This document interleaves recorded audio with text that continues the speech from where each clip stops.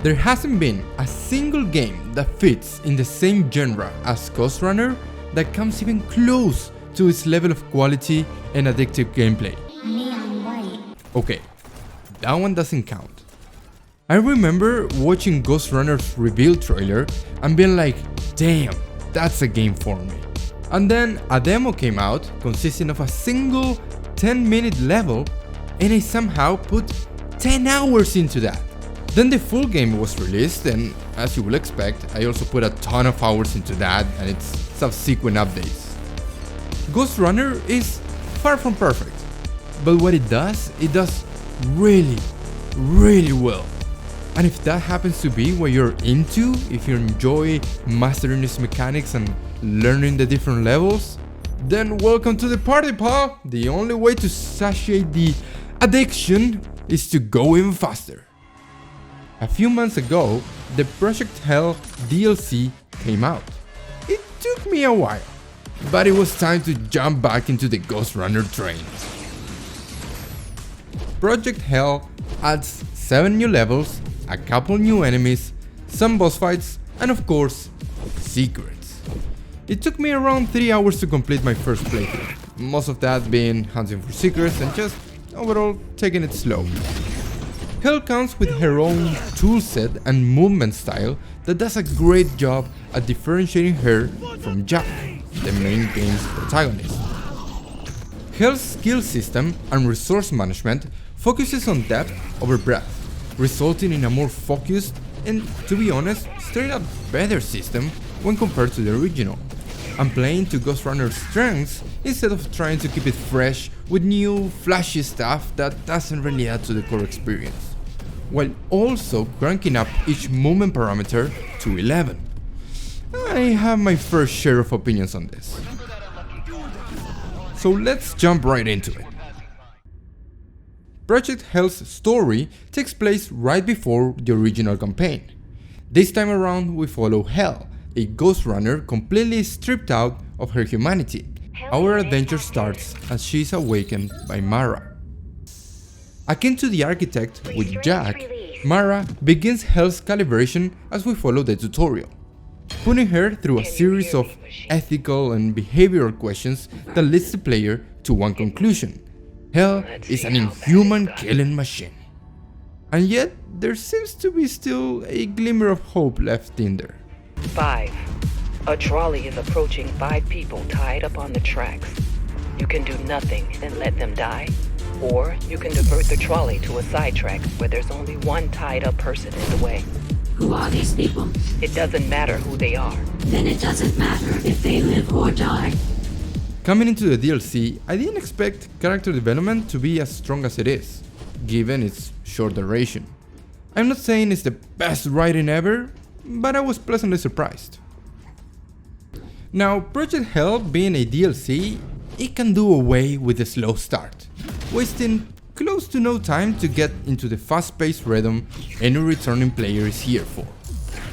You think that Hell's movement will feel very similar to Jack's. This is Ghostrunner. Movement is the main attraction and they seem to have figured it out, right? Well, there are a few differences. Right after gaining control of Hell for the first time, you notice that her jump just adds a stupid amount of momentum in the jump's direction. So you go like, oh shit, she's insane! A few minutes later, you unlock the ability to dash. And guess what? Her dashes are also way stronger. And again, you go like, oh shit, she's actually fucking OP. Level design plays into Hell's movements and platforming capabilities, doing away with Jack's grapple hook and fully relying on Hell's kangaroo legs to get her across long distances. Same applies for combat encounters. Hell can fly from one side of the arena to the other even faster than Jack, making her playstyle even more aggressive. But the trade-offs of putting such a disproportionately fast, well, actually, speed is not the problem. The thing that doesn't quite click with me yet, and I might need to give it more time, but Hell's ability to gain so much momentum so quick with a single jump, whether from the ground or off a wall, kinda breaks the movement flow. it just doesn't feel as good as building that speed by yourself.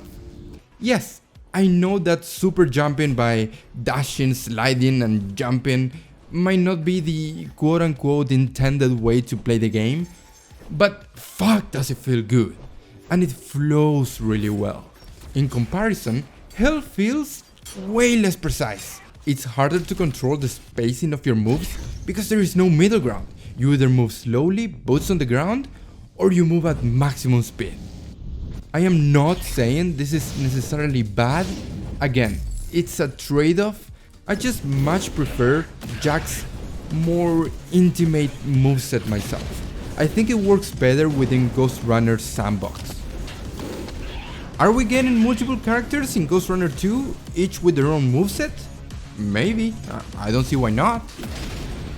There is a fair amount of collectibles to hunt across the new levels, from artifacts and recordings for that sweet lore, to the thing we're all here for, swords.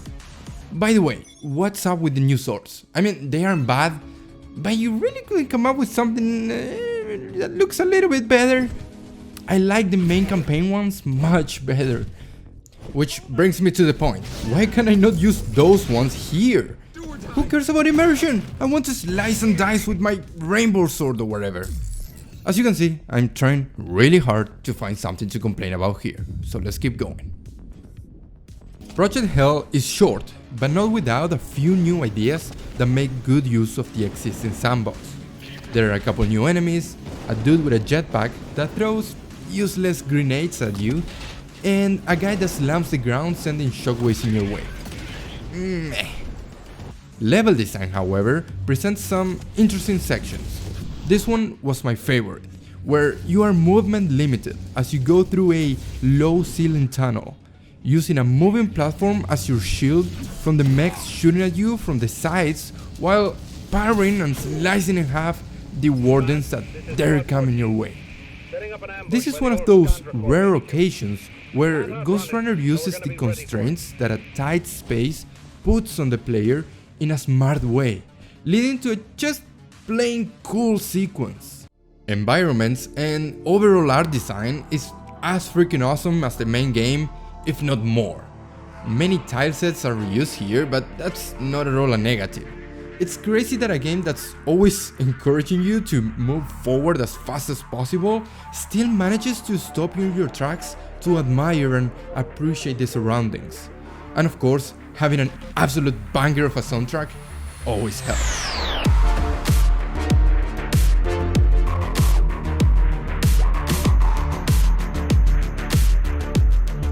Just like Jack in the main game, Hell has a Tetris-style mod system, with the addition of slots that, if left empty and surrounded by other mods, grant an extra passive.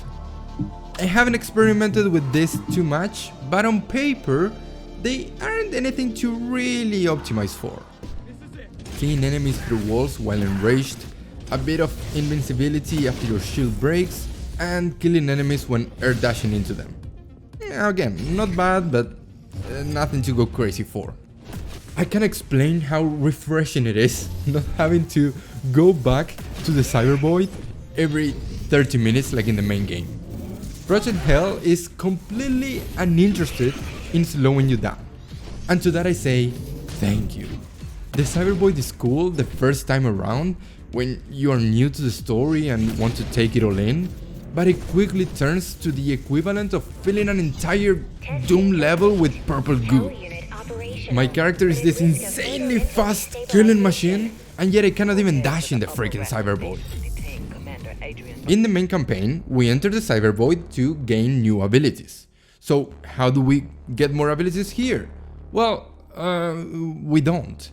But that's okay. Out of Jack's 4 skills, Tempest is the only one that I ever use. So I essentially only have a single skill anyways. Is that good? I mean, obviously not. In a perfect world, all abilities will be useful. But given the situation, I think that what I did with Hell was great. Hell has a single active skill, the same one we steal from her in the main game, Surge, which is basically a ranged energy wave. So you're telling me that they didn't even add a single ability? Well, resource management is way more interesting this time around. Where in the original game, focus works as essentially a mana pool that you regen both passively and as you kill enemies, Hell's Rage meter is all about momentum. Keep killing enemies and the bar keeps filling up. Stop and watch it expire. Of course, using Surge consumes rage, but there is more. Halfway through the rage meter, you get a shield that can tank a single hit. Now, this is huge. The nature of Ghostrunner's combat is one-hit kill, which plays perfectly into the aggressive, swift playstyle that is expected of the player. But it's also the cause for the constant trial and error loop that one falls into. So a shield that you can count on to catch that stray bullet that you happen to dash into, or when aggressively diving into a group of 5 enemies that will even give back enough rage to replenish the shield if it pops. It's awesome. Of course you still fall into a death loop until you figure out the puzzle that is each encounter, but now you're encouraged to be in the midst of it, dashing in and chopping enemies in half. I am so glad I came back to Ghostrunner after so long. I've been putting off Project Hell for quite a while, knowing that eventually I'd get that craving back, and I was definitely satisfied. Ghostrunner 2 is confirmed to be in the works. One more level proved that they know what they're doing, and I can't wait to play it. That's it for me today, folks. Please share your thoughts in the comment section, like and sub and all that stupid shit. Goodbye.